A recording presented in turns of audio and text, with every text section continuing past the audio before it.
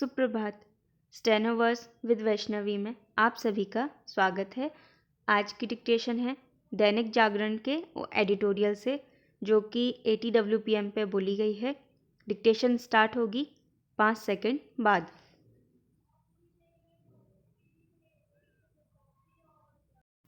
Start.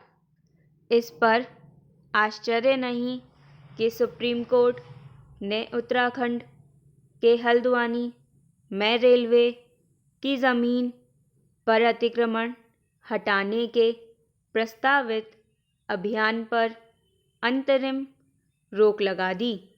इसका एक प्रमुख आधार शायद यह रहा कि उत्तराखंड हाई कोर्ट ने एक सप्ताह की नोटिस पर ही अतिक्रमण हटाने के निर्देश दिए थे, जो हज़ारों लोग वर्षों से अतिक्रमण वाली जगह पर रह रहे थे।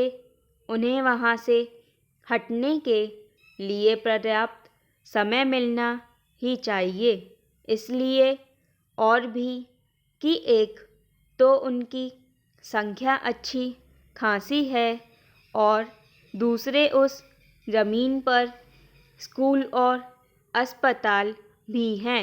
यह अच्छा हुआ कि सुप्रीम कोर्ट ने इस मामले में मानवीय पक्ष पर ध्यान दिया, लेकिन देखना यह है कि वह व्यापक सुनवाई के बाद अंततः किस नतीजे पर पहुंचता है उस पर इसलिए देश भर की निगाहें होंगी, क्योंकि उसका फैसला नज़ीर बनेगा। इसकी अनदेखी नहीं की जा सकती कि जैसे हल्द्वानी में रेलवे की ज़मीन पर अतिक्रमण कर वहां पक्के भवन बना लिए गए, उसी तरह की स्थिति देश के अन्य हिस्सों में भी है। शायद ही कोई राज्य ऐसा हो जहां शहरी अथवा ग्रामीण क्षेत्र में रेलवे की ज़मीनों पर अतिक्रमण न किया गया हो। अतिक्रमण केवल रेलवे ही नहीं, अन्य सरकारी विभागों की ज़मीन पर भी है।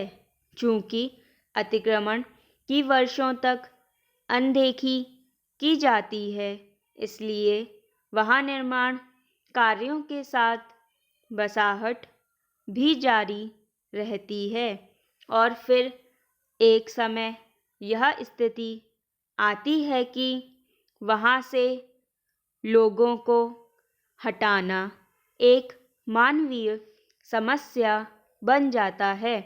हल्द्वानी में ऐसा ही हुआ। सरकारी ज़मीनों पर से अतिक्रमण हटाने के मामले में मानवीय पहलू पर ध्यान दिया ही जाना चाहिए, लेकिन ऐसा कुछ भी नहीं होना चाहिए जिससे अतिक्रमण को बल मिले। यदि सरकारी ज़मीनों पर अतिक्रमण की मानवीय आधार पर अनदेखी कर दी जाएगी तो फिर अतिक्रमण और बेलगाम होगा। इतना ही नहीं, इससे विकास के कई महत्वपूर्ण काम भी रुक जाएंगे। रेलवे का विस्तार समय की मांग है, लेकिन वह तभी संभव है जब उसकी ज़मीनों पर से अवैध कब्जे हटे। ये कब्जे इसलिए भी हटने चाहिए क्योंकि कई बार उसकी ज़मीनों और ख़ासकर रेल पटरियों के बिल्कुल निकट किया जाने वाला अतिक्रमण रेलों के सुरक्षित संचालन में बाधा बनता है। जैसे यह समझना कठिन है कि रेलवे और अन्य सरकारी विभाग अपनी ज़मीनों पर अतिक्रमण की अनदेखी क्यों करते रहते हैं। वैसे ही यह भी कि कभी उन लोगों को जवाबदेह क्यों नहीं ठहराया जाता जो सरकारी ज़मीनों पर कब्ज़ा होने देते हैं। प्राय ऐसे कब्जे सरकारी विभागों की अनदेखी और कभी-कभी तो उनकी सहमति और मदद से भी होते हैं।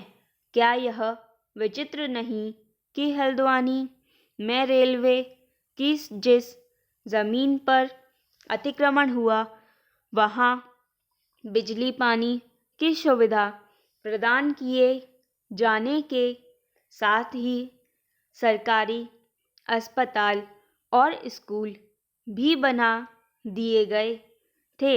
यह तो अंधेर गर्दी है। पूर्णविराम पैरा।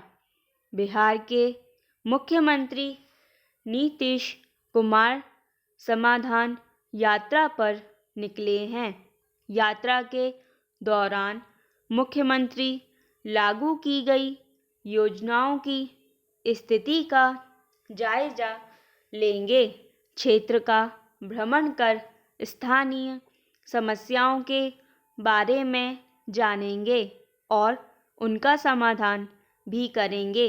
अधिकारी मुख्यमंत्री के सुशासन से सबक लें। उन्हें यह कहना न पड़े कि अधिकारी काम को आगे बढ़ाएं।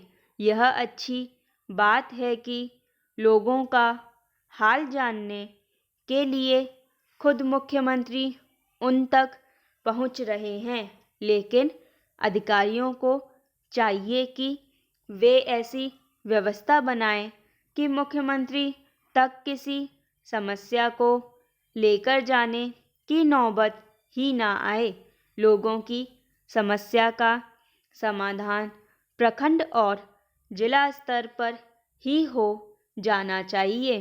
जिस शिकायतों का निपटारा थाना स्तर से ही हो जाना चाहिए, वैसी फरियाद लेकर लोग मुख्यमंत्री तक न पहुँचे। कुछ दिनों पहले जनता दरबार में फरियादियों की भीड़ को देखकर खुद मुख्यमंत्री ने भी कुछ ऐसी ही टिप्पणी की थी। बहरहाल जिला प्रशासन योजनाओं को सुनियोजित ढंग से आगे बढ़ाएं, निर्धारित समय पर लक्ष्य हासिल करने का प्रयास हो। समय समय पर इसकी समीक्षा भी की जानी चाहिए। योजनाओं की मॉनिटरिंग के लिए एक विशेष सेल बनाए जाए जो इसकी प्रगति की रिपोर्ट तैयार करे और इससे मुख्यमंत्री को भी अवगत कराएं ताकि उन्हें धरातल पर इसकी स्थिति देखने के लिए स्वयं न आना पड़े।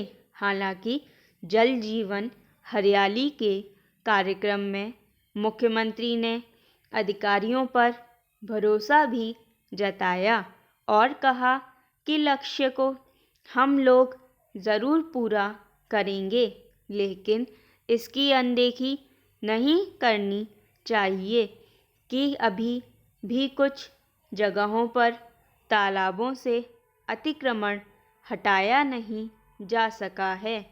जल जीवन हरियाली योजना के तहत काफ़ी काम किए गए, लेकिन सतत निगरानी नहीं होने से जिन जलाशयों का जीर्णोद्धार किया गया वे फिर पुरानी स्थिति में पहुंच गए हैं। अतः योजनाओं की निगरानी भी ज़रूरी है। पूर्णविराम स्टॉप।